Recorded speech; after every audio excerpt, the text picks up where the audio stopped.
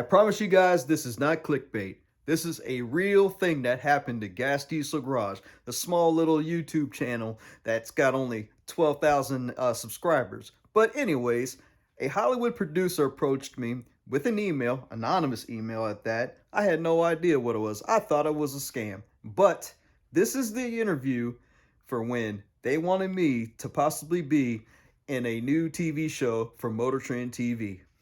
Enjoy. But first, let me put up here, right in this area, the actual email that was sent to me.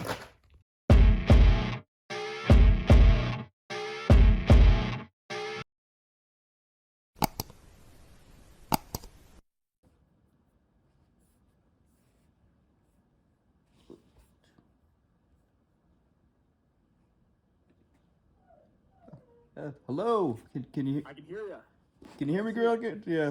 Sorry about that. Oops. There we Oh, go. you're good. Alrighty. I think I got it. Can you see me at all? I can't, but I wonder if it's on my end. Do you see yourself? No. Okay, so let's see. Do you see the video in the bottom left, the start video icon? Are you on your phone or your computer? I'm on my laptop. My yeah. Oh. Someone's loading. There we go. Hey, there we go. Alrighty. How you doing? Oh, pretty good, sir. Pretty good. Can't complain. Is that blinding you? Do you know? Do I need to close the blinds or? No, Okay. you're totally fine. Oh, okay. Cool. Oh. I'm sure you have quite a few questions for me. I know I sent you probably a pretty strange, unsolicited email. Yeah, but hey, you want to be on TV? yeah, that's cool. I'm like, really? I was like, okay. It's crazy. Like, as a television developer person guy, I send emails like this all the time, and people always think it's a fucking scam. Because nobody thinks it's that easy. But, Yeah. But it is that easy. It's wow. Let's see if I can get the volume up a little bit. Sure. Yeah. Yeah. Let me know when your settings are all good. Yeah. Here, let me see. Oops. Good God, man. I really am computer literate. It's just that this is the first time I've done I actually Zoom call, but no, you're fine. Yeah. The pro of reaching out to people on YouTube is they're type literate. Yeah. You can't accidentally get into YouTube like that. Right. But yeah, I should be good. Cool. So the reason why I hit you up is, as I kind of briefly said in my email, we're doing a television show. It's going to be for Motortrend. Okay. We're calling it Fantasy Garage. And the inception of this idea started when I found this article of this guy. You may have seen it. He was in the news for like almost a month because he 3D printed a Lamborghini Aventador in his garage. Wow. I don't know if you heard of it. Yeah, I think I have. Yeah. Yeah, I think it was even on like some morning shows. You know, it was one of those stories where like everyone talked about it, but only for like a little bit. But the guy who did it, his name is Sterling Backus, and by day, he is a laser engineer. Well, a laser chief technology officer at a laser consulting / research firm that has both military and government applications. So this wicked smart guy. Right. He has a son, and they play Forza on the Xbox together. But it's a great way to get your kid into engineering, and that was all he was thinking. Yeah. You know, he loves the son, and obviously he wants the son to do what he's doing, or at least something that is, you know, absolutely as good as an engineer. And their favorite car to drive in the game was the Lamborghini Aventador. It's actually my favorite car too, actually. How can it not be? It's the best looking car. Yeah. Ever. Yeah. Like, Absolutely. And so his son's like, "Can we have one?" And Sterling, being the one that catches the bird in the hand, is like, "You know what? We can have a Lamborghini Aventador. Yeah. We're gonna make it, and it's gonna be so fun. You're not even gonna know that I'm teaching you how to be an engineer." And that is what they did over the course of like call it a year, Mm-hmm. and for only around like $20,000, $30,000, he built a replica that was so good looking that Lamborghini flew out and used it in one of their commercials. Oh wow. So, Yeah, like, because yeah, it's funny you talk about that because I watched I think it's called like it on YouTube it's called Net TV or thing and it's like NHET TV and I guess these Vietnamese guys forgive me if I got their nationality wrong, no, you're but good. I mean, they literally do it from scratch. I mean, they use mud from the ground to make the model and stuff, and it's like Yeah. amazing what they do. Very So amazing. Sterling did the American version of that, where, like, for instance, he bought the most accurate scale model that he could and used calipers to make the model in CAD so that he could actually build like the correct sizes. Yeah. And being a good engineer, because that foundational step was done correctly, he Uh-huh. as a car began to be come together, he was able to literally buy OEM parts and fucking put them on and not have to worry about like Holy crap. oh, is this like a 1/4 inch like off scale across the whole thing. Right. But anyways, so that's Sterling. He's super talented, a very smart engineer, and a guy that likes to do these engineering tasks with this new technology. But that alone can't be a show. Yeah. Our show, Fantasy Garage, is taking Sterling, building a team with Sterling, and we're going to basically across 8 to 10 episodes, each episode look at a car that either was lost to time or maybe was never even ended up being manufactured beyond maybe like a concept car. Yeah. For instance, there's the Chrysler Norseman, this really cool futuristic car that I believe the Chrysler Norseman is the one that the only existing concept car was on a ship that sunk on its way Oh to wow. a car show in America, and it was lost forever. And around the same time, Bugatti was building this new type of car that they only made 2 or 3 versions of. World War II hits, and because everyone's fucking beating the shit out of each other, Yeah. no car gets recovered from the ocean, and the Bugattis disappear forever, and nobody ever sees them. And these things that actually existed become literal myths amongst cars. Yeah. And there's a couple of other different examples, like unique cars, like the era when they were trying to make cars with gyroscopes in them. Like tripod cars, basically. Yeah. But not quite tricycles. Yeah. And there's a couple of other ideas for splashing around that aren't necessarily historically like lost cars, but perhaps cars that have only ever existed in fiction. What's the movie with the famous car that helps the guy? It's like a black car and the car talks. Spy movies.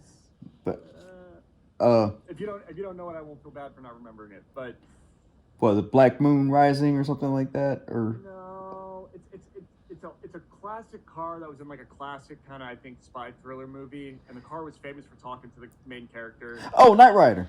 Knight Rider. Yeah. Yeah. Knight Rider. Yeah. Thank you. Yep. So there's a possibility that we could take the angle a little bit that way too. Okay. And we're going to be rebuilding these cars from scratch. Oh wow.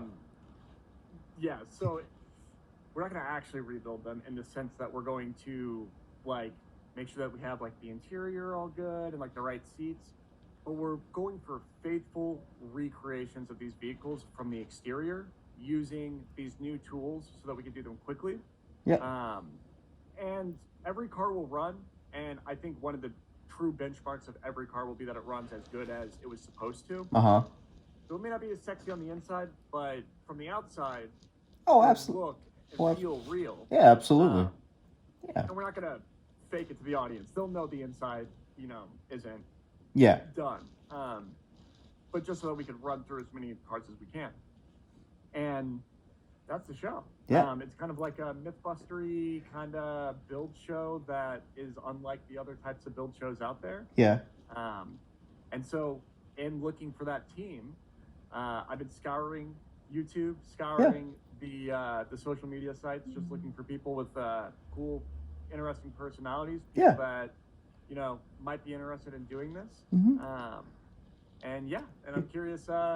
I What are your thoughts on the idea? I think it's awesome. I mean, really, I do. I mean, because of course, me being a YouTuber, I don't make that much money on YouTube. You know what I mean? I mean, I'm only like 3 years in, but I've been a mechanic for 25 years. In diesel and gas. That's why it's called Gas Diesel Garage. But man, I always wanted to build something, or help in something like that. I mean, I had an idea, that of course it's financial, things. I mean, I got projects all over my house and stuff. I don't live in the boonies or nothing like that, but Right. yeah, the city loves me because I got all kinds of cars. If whether it's be friends' cars that I'm fixing or my custom cars that I want to build, but I wanted to build something like a diesel powered, mid-engine, supercar. Because Yeah. believe it or not, don't count diesels out, man. Diesel can punch some power, and Yeah. but that's down the road. I still have an engine and all that stuff, but I got to get other stuff done first. But Yeah. but then when you told me that, they got the email, it's like no way, because me, uh, as a car guy, I've binge watched everything, like the Fast and Loud stuff, and Gotham Garage on Netflix, which kind of when you're saying, you're building the fantasy cars, because that's what that dude Mark did on, Gotham Garage. But of course, he got sued by, Warner Brothers and all kinds of Right. stuff like that, but yeah, man, this project sounds really, really awesome. It really does. I'm glad that you're excited by it. Yeah. The roles that we're trying to fill out, and these are really loose, and I'm just curious where you think you land. It's 3 roles. The first one is just our main mechanic, and mechanic and like the head lead mechanic, team leader, engineer, however you want to frame it, but not just the guy that wrenches on everything, but the guy that knows why he's wrenching on everything. Yeah. Right. Okay. And then the second one is a fabricator, welding, steel fabrication. This would be pretty crucial to building out the frame, Right. skeleton, and then likely adapting those skills for probably the cheaper made, Yeah. like fiber printed, body panels Yeah. and whatnot. And Yeah. then a picker. Yeah. And the picker, really, it's a TV role. For the show, if we need to scour the country for a rare part, and have to use a bunch of connections to find something hard to get, it will be cool if we have one guy that actually just has that spider web of information, but that's not realistic. Yeah. That'll be assisted by the production team. Mm-hmm. But on camera, we need someone to help us kind of thread that story, and we can't cut to the team at the office trying Right. to find it. So it's a bit more of a manufactured role. I figured you'd probably more suited for the mechanic or for the fabrication Yeah. role, unless you thought differently. No, What are your thoughts? no, not at all. Mechanic wise, yes, absolutely, 100%. I would say fabrication wise, when it comes to to metal frame, I can weld, I can do all that type of stuff. With the CAD stuff, little, I don't really know how to do the CAD stuff, or That's fine. That's you know. Sterling's domain. He gets to be the nerd. So Yeah, but anything metal, I can bend. I can get it to shape right. I guess you could say. And yeah, either one of those two. I mean, of course, I'd help out in all 3. If you need it. But Yeah, I think the whole team will be kind of doing a little bit of everything. And truth be told, if we do this show, we're gonna make 8 to 10 cars in a 3-month shooting window. So there's gonna be a lot of shit happening behind the scenes. Teams that are gonna be taking what you guys are saying and then actually executing them, so that you guys can start working on the next car on camera while we do the grunt work. Because it's like the home remodel shows. Yeah. The host isn't going in there and nailing fucking 2x4. You know what I Yeah. mean? right.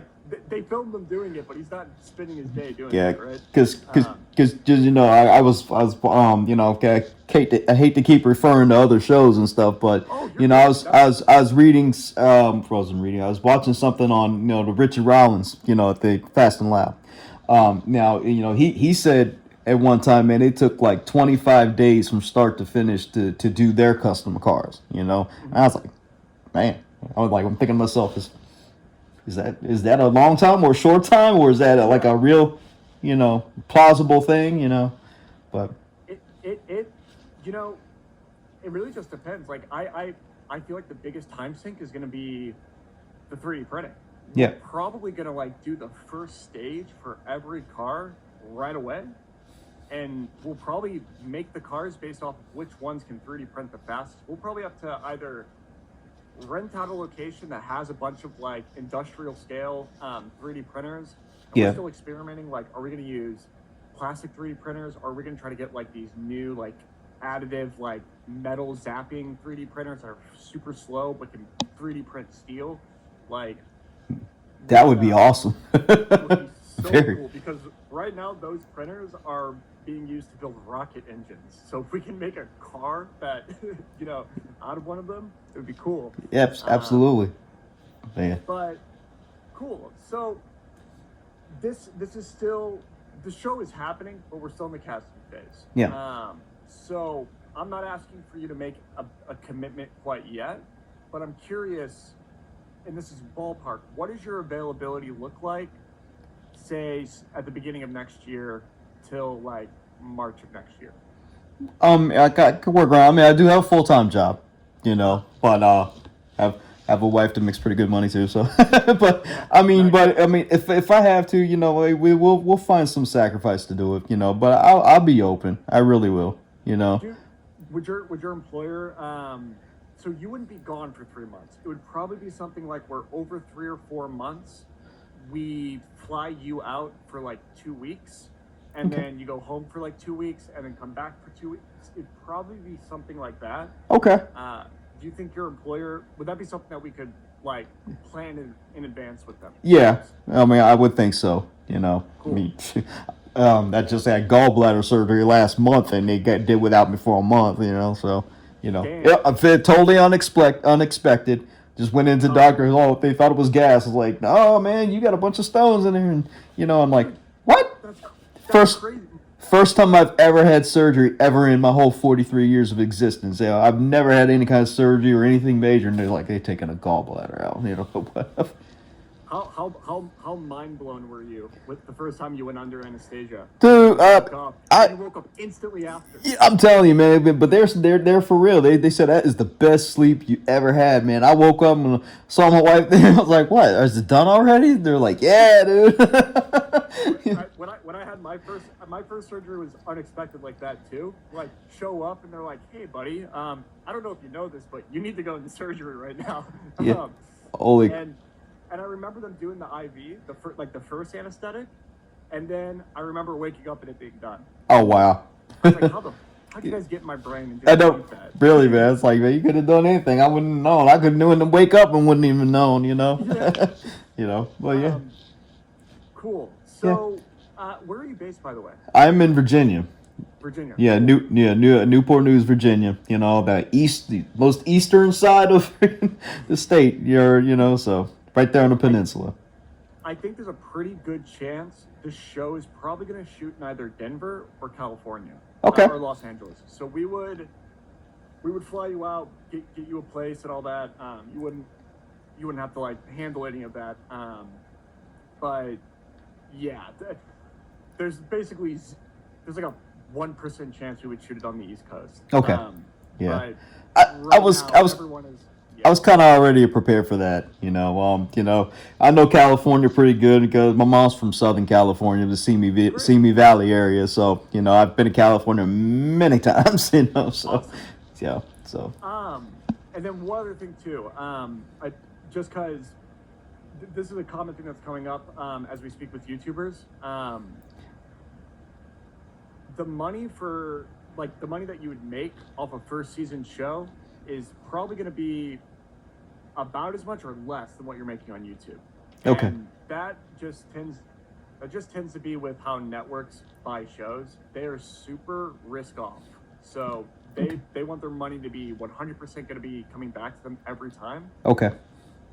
Which means for a first season show, they don't spend a lot on talent. And the way the industry works is the guys that are making like good money on TV, they negotiate good money for TV on season 2. Okay. So this is so far down the road, and it's the logistics we'll get into, once we are done with casting. But when we get to that point, and if you end up being who we go with, we would work with you, give you the information so that you could talk to work, and then you can make the decision if it's worth taking off the time for what you're going to be able to get. Because when we eventually do go to the network and they say, cool, we're doing all these guys, we're doing the show, we don't negotiate your contract. Okay. You negotiate your contract. Okay. So we could set you up with a badass, entertainment lawyer that will negotiate on your behalf. Okay. But that's kind of like how the network kind of is able to squeeze as much money as they can. They don't let us represent the talent, basically. I see. So, Gotcha. I just to manage expectations, because sometimes people will hear that they could be on TV and they reasonably expect oh dude, I might make a couple $100,000 off this. Yeah. No, That's no. Season 2, buddy. Yeah. Hey, at least you're straight up and honest. Yeah. It's some of these guys that we've talked to for other shows. We talked to this guy that is famous for geo-guessing. He can look at any picture and find where it is on Google Earth. Mm-hmm. He has millions and millions of followers online, and there's probably never going to be a show that will pay him more than YouTube, right now. Yeah. Because he's just that big, right? So it's just managing the expectations. But who knows? I mean, if the show gets picked up again, if it works and they keep buying it, especially with Motortrend, the show's going to stick around. And then that's when you get to actually have a day job that is being on TV. Yeah. That would be awesome. Heck yeah. Yeah. But to me, there's expectations of everything. Even at a job, when you first start and stuff. Yeah, you could come with all this experience on your resume and everything, but they want to see how you do and stuff. They're probably not going to give you all the money in the world, your first, year or something, what I mean? And then they'll be, oh, well, dang, he might be worth something. So let's give him more money, stuff like that. So I get it. The way TV is it's like each season of a show is its own individual startup company. And every year you have to get people to reinvest and, keep the ball rolling. Right. So, but we have high hopes though. Motortrend love this. They're super selective about what they buy because they know their audience so well and they want this really bad. So it seems everything is lining up really, really nice. And it's great. It sounds like you're interested. And yeah, that would mean for us, our next step would be you and I scheduling another video call. We would do it over Skype, and then I would record it, and then I would ask you pretty much surface level questions, and then I'm going to cut it down into a jump cutty little reel. Okay. And that'll be the casting reel since we're not flying out and filming people. Right. But if you want to move forward with this, we should schedule that maybe next week. Sure. Cool. Absolutely. Yeah. It's funny. It's going to seem like this is moving really fast, and then we'll get into the waiting period. Yeah. But we'll film this next week, and we'll cut it down, and then we're sending everything off to Motortrend hopefully by the end of the month. They have until February to make the final decision, but I'm pretty sure they want to make a decision before the holidays, so that we can start shooting early next year. But that'll be our plan then. Awesome. That'd be awesome. Cool. Yes, sir. Yeah. What's your schedule look like next week? Anytime after 12:30, I'm available. Anytime. If I have to make it earlier, 12:30, obviously Eastern time. Right. Anytime after 12:30, I'm available. Right on. Well then, let me get back to you at the end of the week. Just see how my schedule falls into place. But we'll pick a time. We'll do the recording, and we'll see where it goes. Awesome. Yeah. In the meantime, I know I just like word vomited a bunch of shit. No. You have any questions for me? I'm at a loss for words, honestly. I really am. You know. That tends to be the response. I mean, you know, I was like, really? It's hard to ask questions because it's so vague, but I mean, you know, it's like something like this. Like I said, I was like, man, this gotta be fake, man. You know, I'm not gonna lie. I googled. You know, I was like, man, is this fake? I respect it. Is this for real? I was like, well, it's a real person. It's a real company. So, so yeah, yes, sir. Cool. But no, I mean, I'm just, you know, letting you lead, I guess you could say. So, Right on. okay.